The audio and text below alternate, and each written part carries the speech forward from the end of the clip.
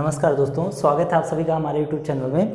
आइए देखते हैं, हम लोग वर्ग वर्गमूल पढ़ रहे थे। आज हमें इस चैप्टर के क्वेश्चन सॉल्व करने हैं ना, तो आज से हम क्वेश्चन शुरुआत करते हैं।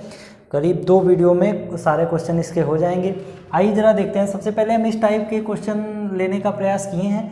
इसमें से ये क्वेश्चन सारे के सारे क्वेश्चन आपके एग्ज़ाम में पूछे गए हैं। ये वही क्वेश्चन है जो आपके एग्जाम में एक बार पूछ लिए गए ना। आइए बच्चों देखते हैं, पहला प्रश्न सॉल्व करने का प्रयास करते हैं। देखो, इसमें ये जो क्वेश्चन दिया हुआ है, इसमें जो संख्याएं लिखी हैं ये दशमलव वाली संख्याएं लिखी हुई हैं। लेकिन कल जो हमने आपको वर्गमूल निकालना सिखाया था उसमें दशमलव वाली संख्या का वर्गमूल नहीं सिखाया था, नॉर्मल संख्याओं का, यानी बिना दशमलव वाली संख्या का वर्गमूल निकालना बताया था।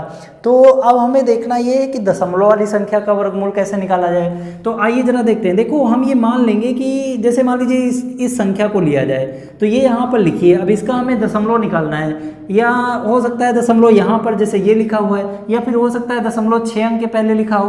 तो हम दशमलव को ध्यान नहीं देंगे, हम हर जगह की संख्याएं देख रहे हैं। तो संख्याएं तो हर जगह पे एक ही लिखी हुई है ना, सेम संख्याएं लिखी हुई हैं, बस दशमलव का मतलब है।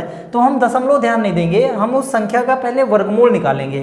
तो हम दशमलव हटा देंगे और इसका वर्गमूल निकालने का प्रयास करते हैं। तो ये हमने पिछले वीडियो में पढ़ा रखा है, आपको वर्गमूल निकालना सिखा रखा है। कैसे बताया था? 9 लिखा है, इकाई अंक 9 है, तो किन 2 संख्याओं का वर्ग हो सकता है? या तो 3 का वर्ग किया गया होगा या फिर 7 का वर्ग किया गया होगा। क्यों? क्योंकि 3 त्रिक का 9 होता है, 7 7 49, तो इकाई अंक 9 आ जाएगा। ठीक है ना। इसका मतलब या तो यहाँ ये जो संख्या है या तो ऐसी संख्या का वर्ग होगी जिसका इकाई अंक 3 हो, या फिर ये एक ऐसी संख्या का वर्ग होगी जिसका इकाई अंक 7 हो। अब हमें देखना ये है कि 3 या 7 में से कौन सी संख्या होगी। तो आगे बढ़ते हैं। हमने आपको बताया था 1 अंक मिलने के बाद इस संख्या के 2 अंक काट देते हैं। देखो यहाँ पर 1 अंक मिल गया, इस संख्या के 2 अंक काट देते हैं। अब ये देखना है 13 किन 2 संख्याओं के वर्गों के बीच पड़ेगा। तो आप जानते हो 3 का वर्ग होता है 9 और 4 का वर्ग होता है 16। तो 13 9 और 16 के बीच ही तो पड़ेगा। 9 और 16 का मतलब 3 और 4 के बीच पड़ेगा, और 3 और 4 में छोटा कौन है? छोटा 3 है, तो हम 3 ले लेंगे। 3 और 4 में छोटा 3 है, इसीलिए हम 3 ले लेंगे। अब ये संख्या या तो 33 का वर्ग लिखी गई होगी या तो 37 का वर्ग लिखी गई होगी। इतना हमें पता चल गया है कि ये जो संख्या लिखी है ये या फिर 33 का वर्ग होगी या फिर 37 का वर्ग होगी। किस चीज का वर्ग है ये जानने के लिए हम इन दोनों को गुणा करेंगे, 12।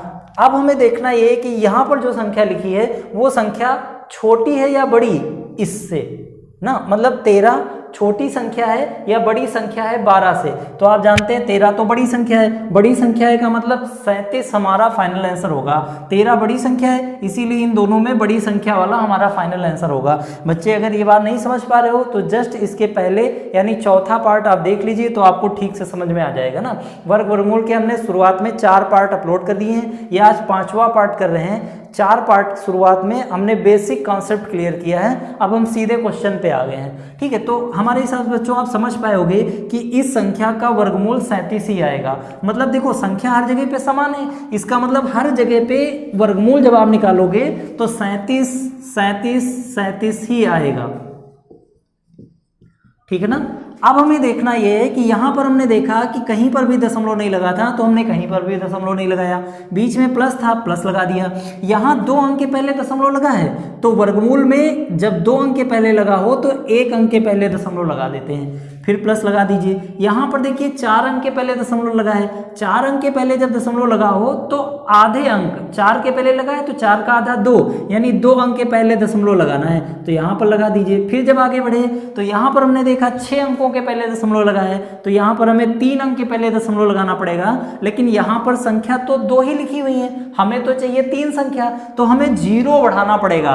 ध्यान रखेंगे, जब नॉर्मल संख्या होगी 3 संख्या बनाना होगा तो 0 आगे बढ़ाएंगे, लेकिन जब दशमलव वाली संख्या होगी और 0 बढ़ाना होगा तो हमेशा, जैसे मान लीजिए दशमलव संख्या लिखी है, इसमें 0 बढ़ाना है तो हमेशा पीछे बढ़ाएंगे। यानी नॉर्मल संख्या में दशमलव बढ़ाना है तो आगे, दशमलव संख्या में नॉर्मल संख्या में 0 बढ़ाना है तो आगे बढ़ाएंगे, दशमलव संख्या में 0 बढ़ाना तो पीछे बढ़ाएंगे। तो यहाँ पर तो ये नॉर्मल संख्या है, हमें 0 बढ़ा के 3 संख्या बनाना है, तो हम आगे 0 बढ़ा लेंगे। अब ये 3 अंक हो गए, अब हम यहाँ पर दशमलव लगा सकते हैं। ठीक है ना। अगर ये बात नहीं समझ में आई है, एक बार फिर से वीडियो रिप्ले कर लेना, आराम से समझ में आ जाएगा, ठीक है। अगर तब भी नहीं समझ में आता तो आप एसएमएस करिएगा, हम आपको समझाएंगे, ठीक है ना। अब देखो बस अब इनको योग जोड़ लेना है, वही हमारा फाइनल आंसर होगा। ध्यान रखना बच्चे, इसको डायरेक्ट जोड़ने की कोशिश मत करना वरना गलती करोगे। इनको लिख लीजिए 37 और 37 के बाद 0.0 हम लिख सकते हैं। फिर देखो दशमलव के नीचे हमेशा दशमलव लिखना है, तो 3.7 हो जाएगा। यहाँ देख लीजिए 0.37 हो जाएगा। यहाँ देख लीजिए हमेशा दशमलव के नीचे दशमलव ही रहेगा, यही समझ लीजिए, बस आपका क्वेश्चन गलत नहीं होगा। 7 7 3 10, 7 3 10 और 1 11, और 7 3 10 और 1 11, 3 और 1 4, यही आपका फाइनल आंसर होगा। हमारे हिसाब से बच्चों आपको समझ में आया होगा। अगर ये समझ में आया है तो अगला क्वेश्चन एक और हम समझाने का प्रयास करते हैं, वो हम समझा दे रहे हैं। बाकी 2 क्वेश्चन आपके लिए होमवर्क दे देंगे, वो आप कर लीजिएगा, आराम से समझ में आ जाएगा। आइए बच्चों देखते हैं दूसरा प्रश्न। देखो ये प्रश्न आपके सामने लिखा हुआ है, जैसे मान लीजिए इसका हमें वर्गमूल निकालना है या इसको सॉल्व करना है, तो पहले हम 40 96 का वर्गमूल निकाल लेंगे। 40 96 का वर्गमूल निकालना कल हमने सिखाया था। अगर नहीं समझ में आया तो आइए एक बार फिर से ट्राई करते हैं। इकाई अंक 6, इकाई अंक 6 का मतलब या तो 4 का वर्ग किया गया होगा या तो 6 का वर्ग किया गया होगा। 1 अंक मिलने के बाद 2 अंक काट दिए जाते हैं। 40 आप देखें तो 6 छाक 36 और 7 सता 49 ना, यानी 36 और 49 के बीच में ही तो 40 पड़ेगा, और 36 और 49 का मतलब 6 और 7 के बीच, 6 और 7 में छोटा है 6, तो 6 लिख लिया जाएगा। अब ये जो संख्या लिखी है या तो ये 64 का वर्ग होगी या तो ये 66 का वर्ग होगी। ये किस चीज़ का वर्ग है इसको पता करने के लिए इन दोनों को गुणा कर दीजिए। 6 सत्ते 42। अब आप देखिए ये जो संख्या लिखी है ये 42 से छोटी है या बड़ी, ये वाली संख्या 42 से छोटी है, इसीलिए इन दोनों में छोटी वाली संख्या आपका आंसर होगी।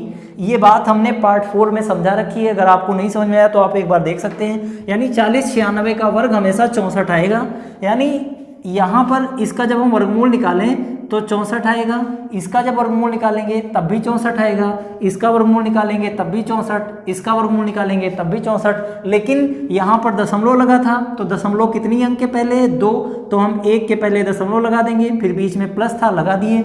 यहाँ 4 अंक के पहले दशमलव है तो यहाँ पर 2 अंक के पहले दशमलव लगेगा, हमेशा आधे अंक के पहले दशमलव लगता है। यहाँ पर 6 अंक के पहले दशमलव है तो हमेशा 3 अंक के पहले दशमलव लगेगा।